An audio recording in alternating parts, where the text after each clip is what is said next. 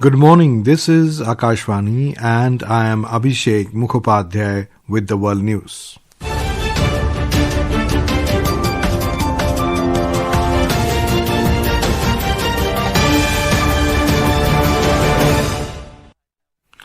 The headlines: India and Australia to co-chair 16th Foreign Ministers Framework Dialogue in New Delhi today. New Delhi to host 7th meeting of the National Security Advisors of Colombo's Security Conclave to strengthen regional security in Indian Ocean region. India extends visa on arrival facility for UAE nationals at 3 more international airports of Cochin, Calicut and Ahmedabad. At least 26 people killed after Russian drone and missile hit western Ukraine. And 56th edition of International Film Festival of India to begin in Goa today. Japan is the country of focus this year.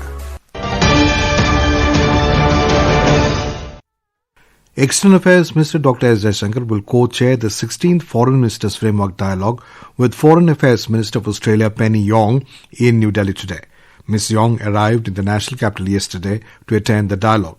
The visit offers an opportunity to build on the various facets of India-Australia comprehensive strategic partnership.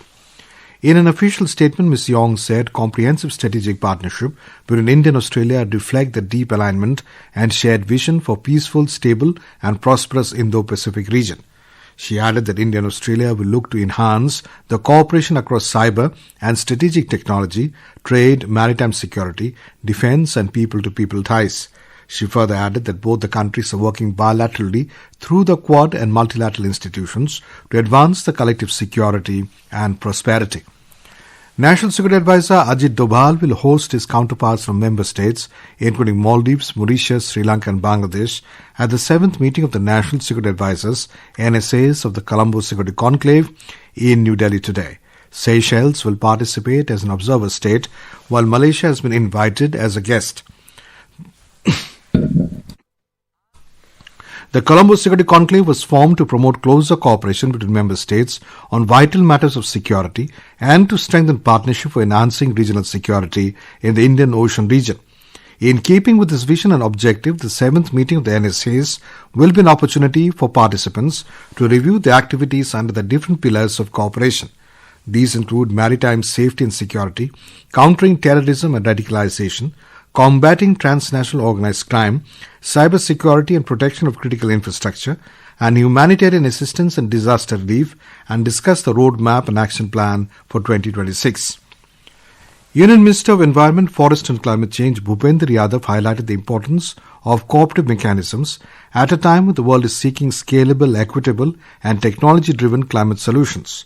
The minister said while addressing the 11th Joint Crediting Mechanism JCM partner countries meeting in Belém, Brazil. The meeting was held on the sidelines of the United Nations Framework Convention on Climate Change UNFCCC 30th Conference of the Parties COP30. Mr. Yadav emphasized that mechanisms such as the JCM offer a significant pathway to strengthen global climate action while supporting national priorities, particularly for developing countries. He also noted that India and Japan share a long-standing partnership rooted in trust, technology cooperation and a shared commitment to sustainable development. India has expanded its visa on arrival VOA facility for UAE nationals to include Cochin, Calicut and Ahmedabad international airports. With this move, UAE citizens will now have access to visa on arrival at 9 major entry points across India. Earlier, this facility was available at centres in New Delhi, Mumbai, Kolkata, Chennai, Bengaluru, Hyderabad and Kochi. We have more from our correspondent. This facility of visa on arrival is available exclusively to UAE nationals who have previously obtained an Indian e-visa or a regular paper visa. Travelers are required to fill out the visa on arrival application form upon arrival and submit it along with the disembarkation card, which can also be completed online through the Indian government's e-visa portal or Indian Visa Suswagodam mobile application. UAE citizens arriving in India under this scheme may stay up to 60 days and can enter for tourism, business, conferences or medical purposes. This visa allows double entry with 60-day period. Vinod Kumar, Akashvani News, Dubai. This is Akashvani giving you the world news. For quick news updates around the clock, follow us on X handle at AIR News Alerts. And for details of stories and more, log on to our website www.newsonair.gov.in and download News on AIR app. In Ukraine, at least 26 people were killed and many other missing after a Russian drone and missile attack overnight in the western Ukrainian city of Ternopil. Ukraine's Interior Minister Ihor Klimenko said 26 people were still missing after the overnight strikes, including 3 children. He added nearly 100 people had been hurt. Russia launched the attack as Ukrainian President Volodymyr Zelensky traveled for talks in Turkey intended to help revive peace negotiations with Russia after a short tour to European capitals. Zelensky urged allies to increase pressure on Russia to end this nearly 4-year-old war in Ukraine, including by providing Kyiv with more air defense missiles. Germany will not achieve its own 3.5% defense spending target by 2029. Defense Minister Boris Pistorius said as the country ramps up spending in the wake of Russia's war with Ukraine. Germany's defense spending will only be 3.05% of the gross domestic product GDP that year.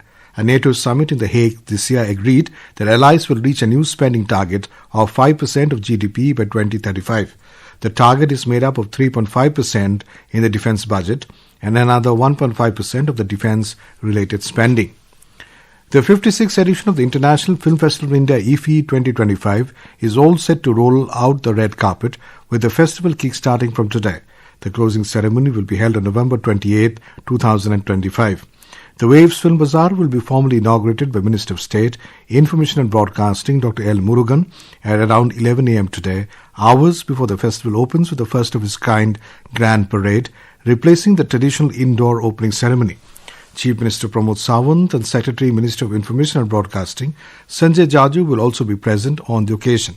Goa's Chief Minister Dr. Pramod Sawant inspected the venue last evening, ensuring everything is in order for the mega event. Our correspondent captures the thrill hours before IFFI 2025 kickstarts.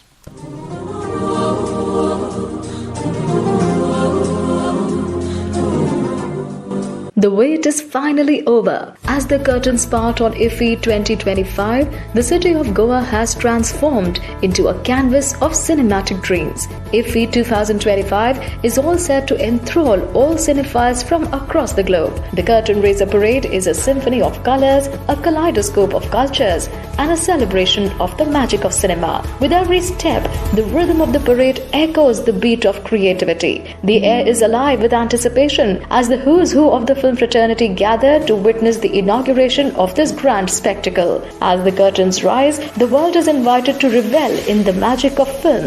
The festival promises to be an unforgettable experience, screening over 240 films from 81 countries. Japan is the country of focus this year. Some icons of cinema like Guru Dutt, Raj Khosla, Ritvik Ghatak, P. Bhanumati, Bhupen Hazarika and Salil Chaudhary will be honored as well, while 50 years of Rajinikanth will be given a befitting tribute. For the very first time, an AI film hackathon is being held too. IFFI Fiesta, featuring music, live performances and theatrical storytelling, is something that everyone is watching out for. With its rich cultural heritage and stunning beaches, Goa is the perfect host for this cinematic extravaganza. This is Saira Mujtaba, Akashvani News, Goa.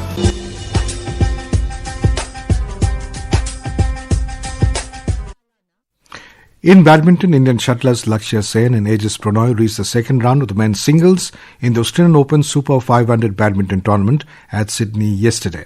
Paris Olympics 2024 semi-finals Lakshya defeated Chinese Taipei's Su Li Yang by 21-17, 21-13 scoreline to advance to the next round. And now, before we close, here are the highlights of the bulletin. India and Australia to co-chair 16th Foreign Ministers Framework Dialogue in New Delhi today. New Delhi to host 7th meeting of the National Security Advisors of Colombo's Security Conclave to strengthen regional security in Indian Ocean region. India extends visa and arrival facility for UAE nationals at 3 more international airports of Cochin, Calicut and Ahmedabad. At least 26 people killed after Russian drone and missile hit western Ukraine. And 56th edition of the International Film Festival of India to begin in Goa today. Japan is the country of focus this year. And that is the end of this news bulletin.